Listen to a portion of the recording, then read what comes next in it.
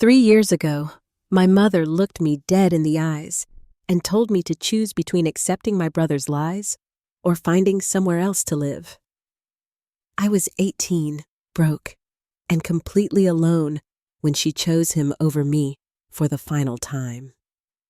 Now she is standing on my doorstep, tears streaming down her face, begging me to save the family that threw me away. What she does not know is that I have been waiting for this moment, and the evidence I have been gathering will destroy everything she thought she knew about her precious golden child. Before we dive into this wild journey of family betrayal and sweet justice, I want to know where my amazing viewers are watching from. Drop your location in the comments below. Hit that like button if you are ready for some serious family drama, and make sure to subscribe because this story has twists that will leave you absolutely speechless. Trust me, you will want to see how karma finally catches up with the people who thought they could get away with everything. My name is Serafina, though everyone calls me Sarah, and I need to take you back to where this nightmare began.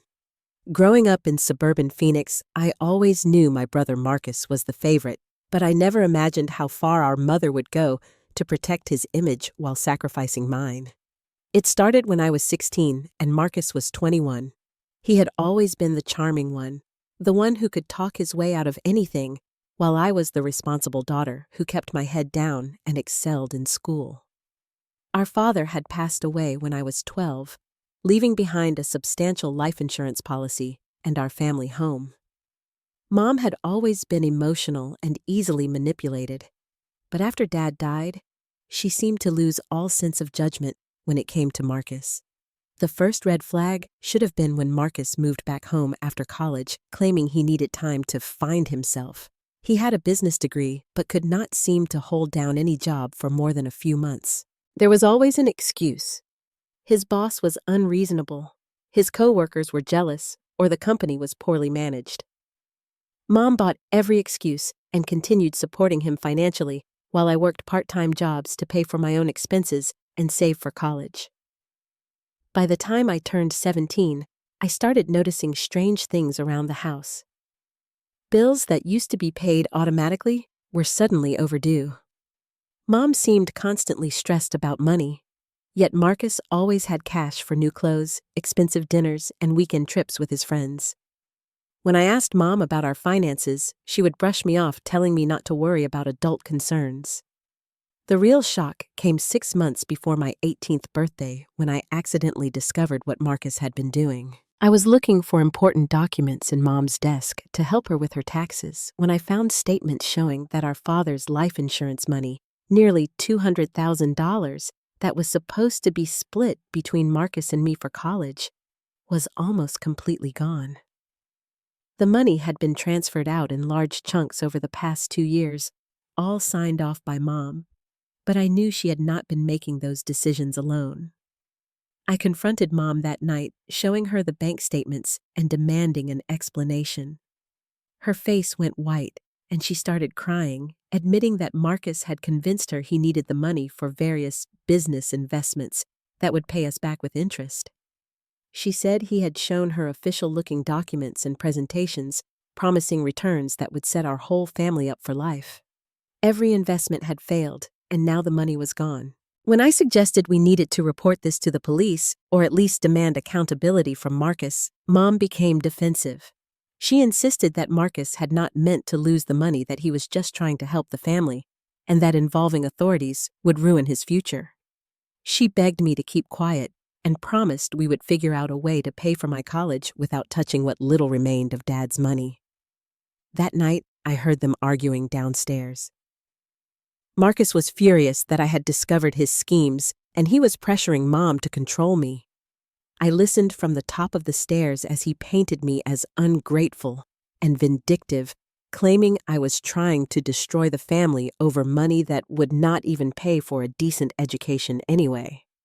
He convinced Mom that I was being dramatic and that my threats to involve outside authorities showed I cared more about money than family loyalty. The manipulation was masterful. Marcus positioned himself as the victim of circumstances while painting me as the greedy daughter who would tear the family apart over financial mistakes. He reminded Mom of every time I had disagreed with his choices or questioned his judgment, reframing my legitimate concerns as evidence of my supposedly jealous and vindictive nature. Over the following weeks, the atmosphere in our house became increasingly toxic.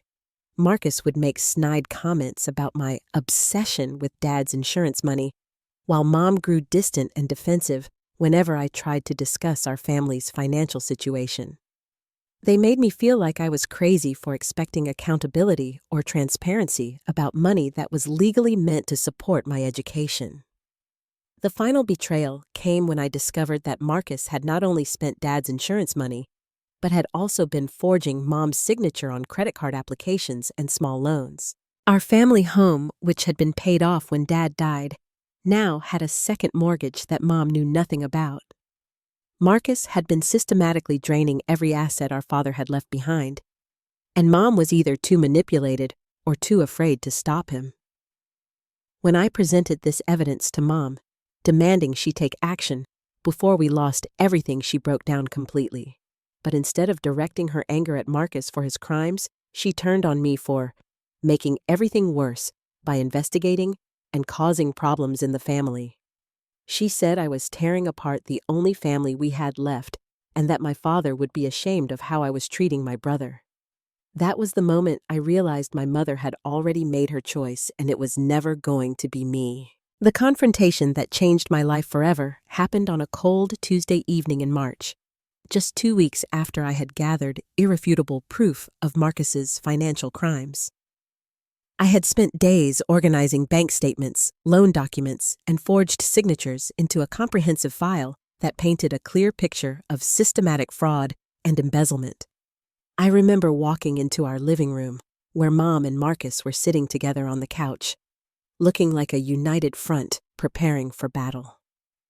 The atmosphere was tense, and I could tell they had been discussing me before I arrived. Mom's eyes were red from crying, but her jaw was set in that stubborn way that meant her mind was already made up. I placed the folder of evidence on the coffee table between us and calmly explained everything I had discovered. Marcus had not only stolen the life insurance money, but had also opened credit cards in Mom's name without her knowledge, forged her signature on loan documents, and even mortgaged our family home to fund his lifestyle and failed business ventures. The total damage was close to $300,000, and our family was on the verge of financial ruin. As I spoke, Marcus sat there with this smug expression on his face, occasionally shaking his head and sighing dramatically as if I were reciting conspiracy theories rather than presenting documented evidence.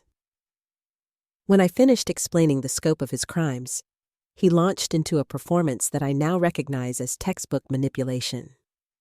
He claimed that I had been harboring jealousy and resentment toward him for years, and that I was now fabricating evidence to destroy his relationship with our mother. He said the documents were either misinterpreted or doctored, and that my accusations were coming from a place of mental instability brought on by grief over Dad's death and stress about my upcoming adulthood. Marcus told Mom that I had always been envious of their close relationship, and that I was now trying to drive a wedge between them using lies about money. He painted himself as the devoted son who had been trying to help the family through difficult times, while positioning me as the ungrateful daughter who was willing to destroy her own family for personal gain. The manipulation was so skillful that I watched Mom's expression change in real time. Despite having physical evidence of forgery and fraud in front of her, she began nodding along with Marcus's version of events. He reminded her of every argument we had ever had every time I had questioned his decisions, reframing my legitimate concerns as evidence of my supposedly vindictive character. Then came the ultimatum that shattered my world. Mom looked directly at me and said that I had a choice to make. I could apologize to Marcus for these false accusations, promise never to interfere in family finances again, and continue living in the house under strict conditions. Or I could find somewhere else to live, because she would not tolerate having someone in her home who was actively trying to destroy her son. I stared at her in complete shock, unable to process that my own mother was choosing my brother's lies over documented proof of his crimes. I asked her if she had even looked at the evidence I had presented, and she replied that she did not need to look at fabricated documents to know her own son's character. Marcus jumped in, saying that my refusal to apologize immediately proved his point about my vindictive nature. He suggested that maybe some time away from the family would help me gain perspective and realize how destructive my behavior had become. He even offered to help me find an apartment, presenting his suggestion as generous concern rather than the manipulation it actually was. I realized in that moment that nothing I said or showed them would matter. Marcus had spent years building his narrative, positioning himself as the loving son and me as the problematic daughter. He had prepared for this confrontation, knowing that if his financial crimes ever came to light, he would need Mom completely on his side. With my heart breaking and my hands shaking, I told Mom that I would not apologize for telling the truth and that I would not stay silent while Marcus destroyed everything Dad had worked to leave us. I said that if she wanted to choose his lies over my honesty, that was her decision. But I would not be part of enabling his criminal behavior. Mom's response was cold and final. She said that I had made my choice, and now I needed to live with the consequences. She gave me 1 week to pack my belongings and find somewhere else to live, and she warned me that if I tried to cause any more trouble for Marcus, I would be cut off from the family permanently. That night, I called my Aunt Sarah, Dad's sister, who lived across the country in North Carolina. Through tears, I explained what had happened and asked if I could stay with her temporarily while I figured out my next steps. Aunt Sarah was horrified by what Marcus had done and furious with Mom for choosing to protect him, but she immediately agreed to help me. The week that followed was the most painful of my life. I packed my belongings while Mom and Marcus acted as if nothing had happened, chatting and laughing together, while completely ignoring my presence. They seemed relieved that I was leaving, as if my departure would solve all the family's problems, rather than just remove the person willing to speak the truth about them. On my last day in the house where I had grown up, I tried one final time to reach my mother. I knocked on her bedroom door and asked if we could talk privately, hoping that without Marcus there to manipulate the situation, she might be willing to listen to reason. Mom opened the door, but would not let me into the room. She said everything that needed to be said had already been said, and that my decision to leave proved I cared more about being right than about family unity. She wished me luck with my life and closed the door in my face. I left Phoenix the next morning with 2 suitcases, my college savings account, and a heart full of determination. As Aunt Sarah drove me to the airport, I made a promise to myself that I would not just survive this betrayal, but I would build a life so successful that Mom would eventually realize what she had lost. What I did not know then was that my plans for success would soon evolve into something much more satisfying, a systematic campaign for justice. Moving to North Carolina at 18 felt like stepping into a completely different world. But Aunt Sarah made sure I understood this was not charity, but investment in my future. She was a successful real estate attorney who had always disapproved of how Mom handled Marcus, and she was determined to help me succeed in ways my own mother had refused to support. Living with Aunt Sarah taught me lessons about family that I had never learned at home. Real family protects each other by telling hard truths, not enabling destructive behavior. Real family invests in each other's growth, not just the person who demands the most attention. Most importantly, real family holds each other accountable, not covers up each other's crimes. I enrolled in community college that fall, working part-time at Aunt Sarah's law firm as a paralegal assistant while studying business administration. The work was fascinating and gave me insight into how financial crimes are investigated and prosecuted. I learned about document preservation, evidence collection, and the legal processes involved in fraud cases. Every day, I was building skills that would eventually become weapons in my quest for justice. During my first year in North Carolina, I maintained minimal contact with home. Mom would send occasional text messages asking how I was doing, but they felt obligatory rather than genuine. Marcus never contacted me at all, which was fine, because I was using that time to monitor his activities from a distance through social media and mutual friends. What I discovered was infuriating but not surprising. While our family home was being foreclosed on, and Mom was struggling to pay basic bills, Marcus was posting photos from expensive restaurants, weekend trips, and new purchases. He had clearly found new sources of funding for his lifestyle, and I suspected he was manipulating other family members or possibly engaging in additional fraudulent activities. By my second year in college, I had developed a comprehensive plan that went far beyond simply exposing Marcus's past crimes. I was going to build such a strong foundation for myself that when the time came for confrontation, I would be operating from a position of absolute strength while documenting every aspect of his continued criminal behavior. The breakthrough came when I connected with an investigative journalism student named Riley, who was working on a project about financial fraud in families. Riley had heard my story through mutual friends and was fascinated by the psychological and legal aspects of my situation. She proposed that we work together to document Marcus's activities as part of her investigative series, which would give us professional credibility and legal protection for our research. Riley brought skills I did not have, including experience with digital forensics database research and professional networking. She also introduced me to her mentor, Professor Davidson, who taught courses in white-collar crime investigation and had connections with law enforcement professionals who specialized in financial fraud.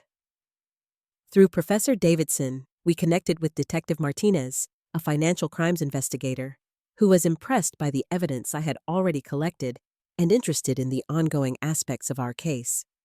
Detective Martinez explained that financial predators like Marcus rarely limit themselves to family victims, and that building a comprehensive case often reveals patterns of behavior that extend far beyond the original crimes. This was when our investigation evolved from personal justice seeking to legitimate law enforcement cooperation. Detective Martinez gave us guidance on evidence collection, helped us understand legal requirements for prosecution, and connected us with resources for tracking financial activities across state lines. The most shocking discovery came when Riley used her digital forensics skills to investigate Marcus's online activities. We found evidence that he was running elaborate social media scams, including fake investment opportunities and fraudulent charity fundraisers. He was not just stealing from family members, but was actively defrauding strangers through sophisticated online schemes. Even more damaging, we discovered that Marcus had been using Mom's identity and financial information to establish business entities and open accounts that she knew nothing about. The scope of his criminal activities was far beyond what I had originally uncovered, and the evidence we were gathering would support charges that could result in serious prison time. By the middle of my second year in college, our investigation team had expanded to include Riley Professor Davidson Detective Martinez and a financial forensics specialist named Tony, who volunteered his expertise after hearing about our case. We had documented evidence of mail fraud, wire fraud, identity theft, forgery, money laundering, and multiple counts of theft that totaled over $500,000 when we included all victims. The most satisfying aspect of this process was watching my own transformation. The scared 18-year-old girl who had been kicked out by her own mother was becoming a confident young woman who understood legal systems, financial investigations, and strategic planning. I was not just seeking revenge, but was actively preventing Marcus from victimizing additional people while building a case that would ensure appropriate consequences for his crimes. Aunt Sarah was incredibly proud of how I was handling everything, often commenting that my father would have been amazed by my strength and determination. She helped me understand that seeking justice is not the same as seeking revenge. and that holding people accountable for their actions is actually an act of love for both the victims and the community. During this time, I also connected with other family members who had been victims of Marcus's manipulation. My cousin Jennifer revealed that Marcus had borrowed money from her parents under false pretenses. My uncle Robert shared that Marcus had attempted to involve him in questionable business deals that he had fortunately declined. Even family friends began sharing stories about suspicious requests for money or investments that Marcus had made over the years. Each new piece of evidence strengthened our case while also revealing the true scope of Marcus's predatory behavior. He had not just stolen from our immediate family, but had been systematically targeting anyone who trusted him based on family relationships or personal connections. The most emotional discovery came when I learned that Marcus had been telling people that I had stolen money from the family before disappearing, and that my absence was proof of my guilt rather than evidence of his manipulation. He had crafted a narrative that positioned him as the victim of his sister's greed while using my exile as evidence to support his lies. This revelation was devastating, but also incredibly motivating. Marcus had not been content with destroying my relationship with Mom. He had been actively working to destroy my reputation with extended family and family friends. His manipulation was not just about protecting himself from consequences, but about ensuring that if I ever tried to tell the truth, no one would believe me. By the end of my second year in college, we had built an airtight case with multiple law enforcement agencies interested in prosecution. More importantly, I had built a chosen family of people who believed in justice and supported each other through difficult challenges. Aunt Sarah Riley, Professor Davidson, Detective Martinez, and Tony had become more than allies. They had become the family that I had always deserved, but never experienced. The stage was set for the confrontation that would change everything, but none of us anticipated the betrayal that was coming from within our own team. Just when everything seemed to be falling into place, our carefully constructed investigation was nearly destroyed by someone I had trusted completely. The betrayal came from Tony, our financial forensics specialist, and it happened at the worst possible moment, right before we were scheduled to present our evidence to federal prosecutors. It started with small inconsistencies that Riley noticed first. Tony had been asking detailed questions about our evidence storage and documentation methods, claiming he needed to verify everything was legally admissible. He requested copies of files for his own analysis, insisting that backup documentation was essential for such a complex case. At the time, his thoroughness seemed professional and reassuring. The first real warning sign came when Detective Martinez mentioned that someone had been making unofficial inquiries about our investigation through law enforcement channels. Someone was asking about the scope of our evidence, the timeline for prosecution, and whether any plea bargains were being considered. These inquiries were coming from a private investigator who claimed to be working on a related case, but Detective Martinez was suspicious because the questions seemed designed to gather intelligence rather than share information. Riley and I started paying closer attention to Tony's behavior during our team meetings. He seemed increasingly nervous and evasive when discussing our next steps. He also began suggesting that we should consider offering Marcus a chance to make restitution instead of pursuing criminal charges, arguing that prosecution might be difficult and expensive while potentially devastating to the whole family. These suggestions felt completely out of character for someone who had been passionate about holding financial predators accountable. Tony had previously been the most vocal advocate for ensuring Marcus faced serious consequences, often emphasizing that lenient treatment would enable him to victimize additional people in the future. The devastating truth was revealed when Aunt Sarah received a phone call from her private investigator friend who had been helping us track some of Marcus's financial activities. He warned her that someone with inside knowledge of our investigation was feeding information to a law firm that specialized in defending white-collar criminals.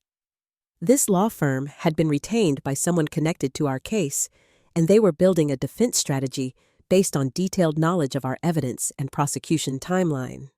When we confronted Tony about these developments, he initially denied any involvement and acted shocked that someone might be leaking information.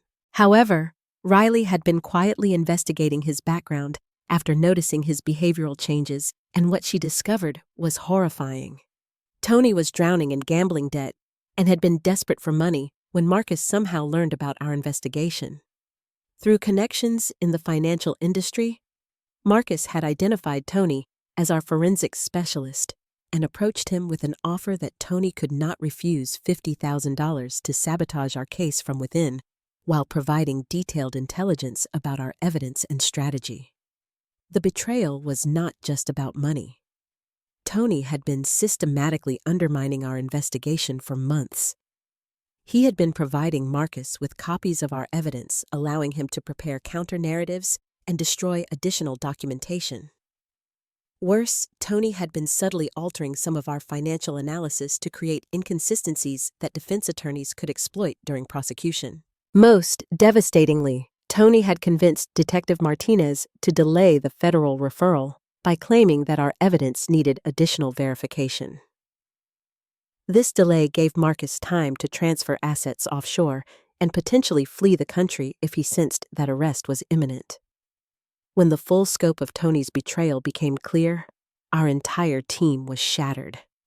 Professor Davidson was furious that his professional reputation had been compromised by someone he had vouched for. Detective Martinez was concerned that the case might be too damaged to prosecute effectively. Riley was heartbroken that her investigative journalism project had been contaminated by fabricated evidence. The lowest point came when we discovered that Tony had also provided Marcus with personal information about our team members. Marcus now knew where I was living, what college I attended, and details about my relationship with Aunt Sarah. He had used this information to send threatening messages through intermediaries, warning that if I continued pursuing the investigation, he would make my life miserable through legal harassment and public humiliation. For several weeks, it seemed like Marcus had won. Our evidence was compromised, our timeline was destroyed, and our team was demoralized. Tony disappeared completely after confessing, apparently fleeing to avoid potential prosecution for obstruction of justice. Marcus seemed to know every move we were making, and his legal team was already preparing motions to suppress evidence and discredit our investigation as a vindictive family dispute. The psychological impact of this betrayal was almost worse than the practical damage to our case.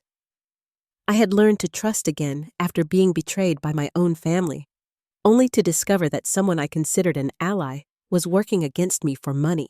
The people who were supposed to help me seek justice had been infiltrated by the very person we were trying to hold accountable. During this dark period, I seriously considered abandoning the entire investigation. Marcus seemed untouchable, surrounded by expensive lawyers and equipped with inside knowledge that made him nearly impossible to surprise. Meanwhile, I was an exhausted college student who was spending more time fighting for justice than focusing on building my own future. Aunt Sarah reminded me that setbacks are temporary, but principles are permanent. She said that every movement for justice faces moments when giving up seems logical, but that persistence in the face of betrayal is what separates real advocates from people who just talk about wanting change. Riley refused to let her journalistic integrity be destroyed by Tony's corruption. She began working with Professor Davidson to rebuild our evidence base using independent verification methods that could not be compromised by insider threats. Detective Martinez connected us with federal investigators who specialized in cases involving obstruction of justice and witness tampering. The betrayal that nearly destroyed our investigation ultimately made it stronger by forcing us to build better security protocols and verification systems. More importantly, it revealed that Marcus was willing to commit additional crimes to avoid accountability for his original crimes, which gave prosecutors additional charges to pursue and demonstrated the ongoing danger he posed to the community. But our real salvation would come from an unexpected source, someone who had been watching Marcus's behavior for years and was finally ready to step forward with evidence that would make our case absolutely unbeatable. Just when our investigation seemed to be falling apart, due to Tony's betrayal, salvation came from the most unexpected source, Marcus's ex-girlfriend, Isabella Rodriguez, who contacted us through Professor Davidson with information that would completely transform our case. Isabella had been following our investigation through mutual connections in the financial industry, and she had been gathering her own evidence about Marcus's criminal activities for over 2 years. What made her evidence so powerful was that it covered the period when Marcus was actively committing his crimes, including recordings, photographs, and documentation that he had no idea she was collecting. Isabella's story was both heartbreaking and illuminating. She had been in a relationship with Marcus for 3 years, during which time she witnessed his systematic financial abuse of our family, while believing his claims that he was trying to help during difficult times. As a forensic accountant with a major firm, she initially accepted his explanations about complicated family finances and temporary cash flow problems. However, Isabella's professional training eventually made her suspicious about inconsistencies in Marcus's stories. When she began discreetly investigating his claims, she discovered that everything he had told her about our family situation was fabricated. There was no medical emergency requiring immediate cash, no business opportunity that needed quick investment, and no temporary problems that justified draining Dad's insurance money. What Isabella discovered was that Marcus was a pathological liar who had been systematically defrauding our family while presenting himself as their financial savior. Even more disturbing, she realized that Marcus was grooming her to become his next major victim by gradually introducing her to investment opportunities that were actually elaborate theft schemes. The evidence Isabella had collected was absolutely devastating to any defense Marcus might attempt.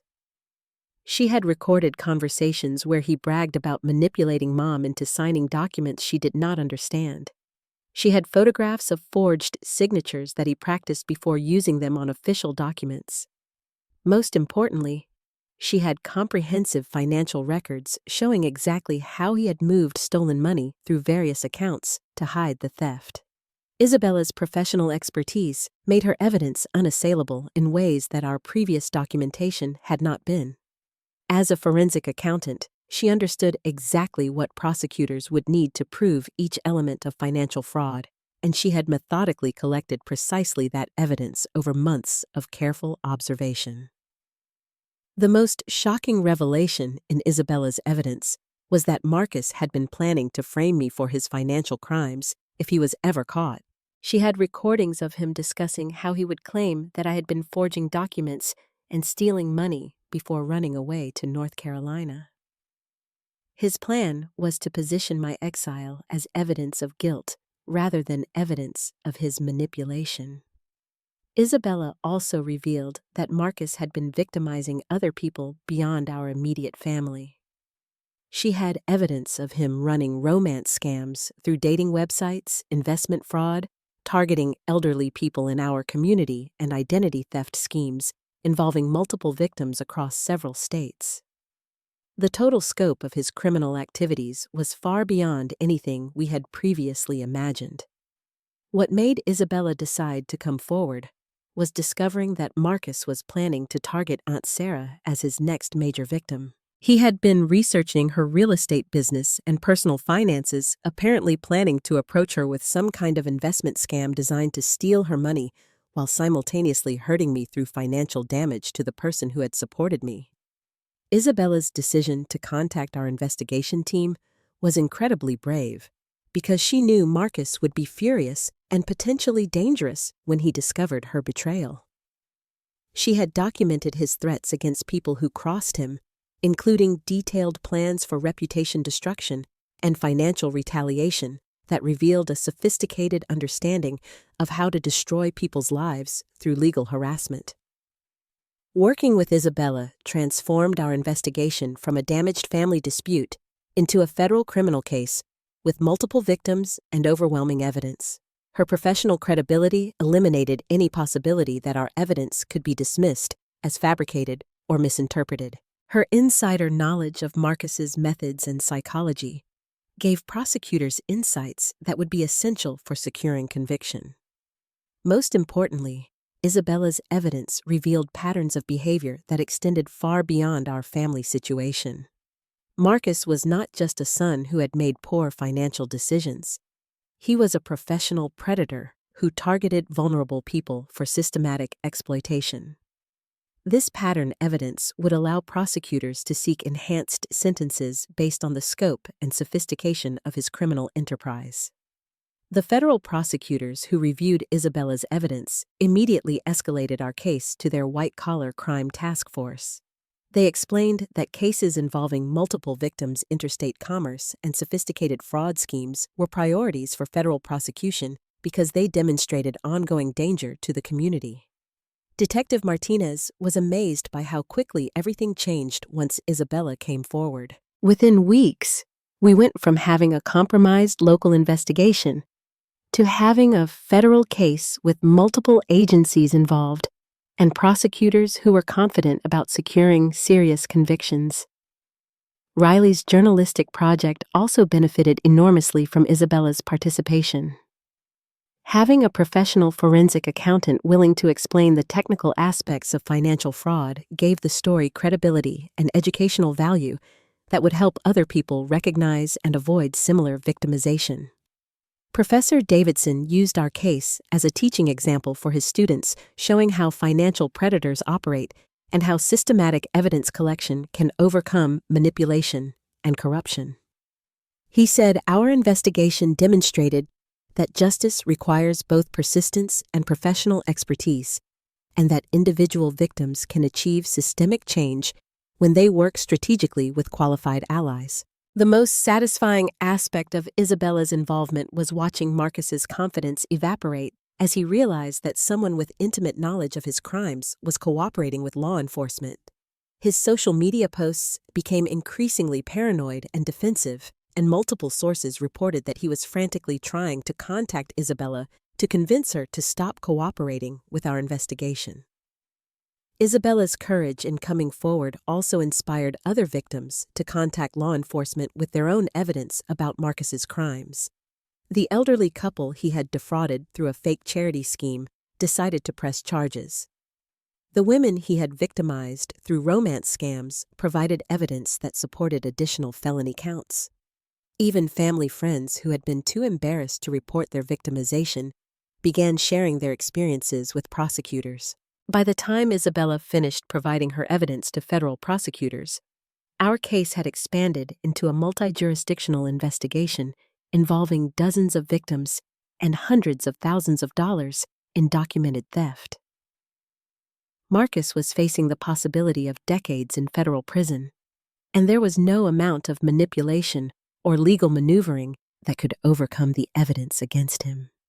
The stage was finally set for the confrontation I had been waiting 3 years to have, and this time I would be holding all the cards while Marcus faced the consequences he had spent so long avoiding.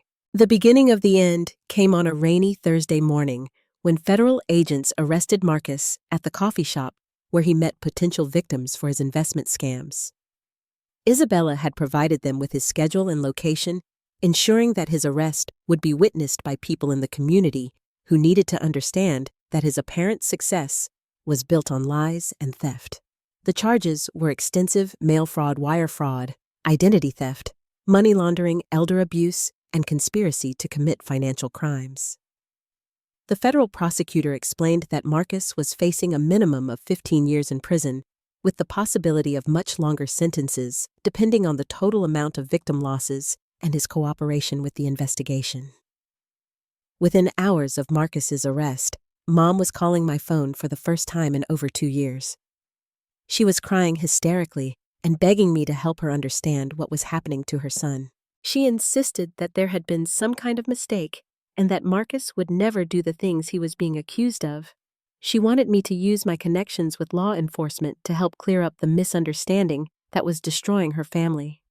I let the call go to voicemail, but her message revealed everything I needed to know about how little had changed in her perspective. Even with federal agents having arrested Marcus based on overwhelming evidence, she was still more concerned with protecting him than with acknowledging the victims he had harmed or the damage he had caused to our family. Over the following weeks, Mom continued calling and leaving increasingly desperate messages. She talked about hiring expensive lawyers and mortgaging everything she owned to pay for Marcus's defense. She mentioned that Marcus's legal team had told her the charges could be reduced if family members refused to cooperate with prosecution, and she wanted me to consider withdrawing my testimony for the sake of family unity. The most revealing call came when Mom finally acknowledged that Marcus had taken Dad's insurance money, but insisted that it was not really theft because the money was always meant to help the whole family anyway. She said that involving prosecutors was cruel and vindictive, and that real family members would find ways to handle problems privately rather than destroying each other through the legal system. This call confirmed what I had suspected for years. Mom had known about Marcus's theft all along, but had chosen to rationalize and enable his behavior rather than hold him accountable. She had not been an innocent victim of his manipulation. She had been a willing accomplice who prioritized maintaining her relationship with him over protecting other family members or seeking justice for his crimes. When federal prosecutors offered Marcus a plea bargain in exchange for full restitution and cooperation with ongoing investigations, he initially refused, apparently believing that his lawyers could find ways to discredit the evidence against him. However, when Isabella's recordings were played during preliminary hearings, Marcus realized that fighting the charges would only result in longer prison sentences and more public humiliation. Marcus ultimately accepted a plea deal that required him to serve 12 years in federal prison, pay full restitution to all identified victims, and forfeit all assets obtained through criminal activities. The judge emphasized during sentencing that the systematic nature of Marcus's crimes and his targeting of vulnerable victims, including elderly people and his own family members, demonstrated a level of predatory behavior that required significant incarceration to protect the community. The most satisfying moment of the entire process came when the judge specifically noted that the investigation had been initiated by a family member who had been brave enough to report criminal behavior despite facing exile and retaliation. The judge commended the thoroughness of the evidence collection and praised the cooperation between civilian investigators and law enforcement professionals that had made the prosecution possible. Mom attended every court hearing sitting in the front row and crying throughout the proceedings. She never once acknowledged the victims who gave testimony about how Marcus's crimes had affected their lives. She never apologized to me for choosing his lies over my honesty. Even after hearing detailed evidence of his systematic predatory behavior, she maintained that Marcus was fundamentally a good person who had made mistakes and deserved compassion rather than punishment. After Marcus was sentenced, Mom made one final attempt to rebuild our relationship. She showed up at my apartment in North Carolina, looking exhausted and desperate, saying that she had finally realized how wrong she had been about everything. She wanted to start over and rebuild our family without Marcus's influence destroying everything. However, when I asked her directly whether she understood that I had been telling the truth 3 years earlier when she chose to kick me out rather than hold Marcus accountable, she became defensive and evasive. She said that the past was complicated and that we should focus on moving forward rather than rehashing old arguments. She still could not acknowledge that her choice to protect Marcus had been wrong, and she still could not apologize for choosing his lies over my honesty. I realized in that moment that Mom had not actually changed. She was only reaching out because Marcus was no longer available to provide the emotional support and validation she had always prioritized over truth and justice. She wanted to rebuild our relationship on the same foundation of avoidance and denial that had enabled Marcus's crimes in the first place. I told Mom that I forgave her for the choices she had made, but that forgiveness did not require me to pretend those choices had not revealed her true priorities. I explained that I had built a new life with people who valued honesty and accountability, and that I was not willing to compromise those principles for the sake of family relationships that had never actually protected or supported me. Mom left North Carolina disappointed, but not surprised. She had learned over the years that her emotional manipulation worked on Marcus, but had never been effective with me. She understood that I had developed the strength and support system necessary to maintain healthy boundaries, even when maintaining those boundaries meant accepting permanent estrangement from family members who refused to change. The years since Marcus's sentencing have been the happiest of my life. I graduated college with a degree in business administration and a specialization in forensic accounting, inspired by Isabella's example, and supported by internships arranged through Professor Davidson's connections. Aunt Sarah offered me a partnership track position at her law firm, where I now help other families navigate financial fraud and elder abuse cases. Riley's investigative journalism project won several awards and was expanded into a documentary series about financial predators who target family members. Her work has helped law enforcement agencies across the country improve their methods for investigating and prosecuting complex family fraud cases. Detective Martinez and I have remained friends, and he often consults with me when his department encounters cases involving financial manipulation within families. He says our case taught him important lessons about the psychological dynamics of family fraud and the importance of supporting victims who are brave enough to report crimes committed by relatives. Isabella and I have developed a close friendship based on our shared experience of surviving Marcus's manipulation and our commitment to helping other victims seek justice. She has testified as an expert witness in numerous financial fraud cases and has become a nationally recognized advocate for stronger prosecution of predators who target vulnerable victims.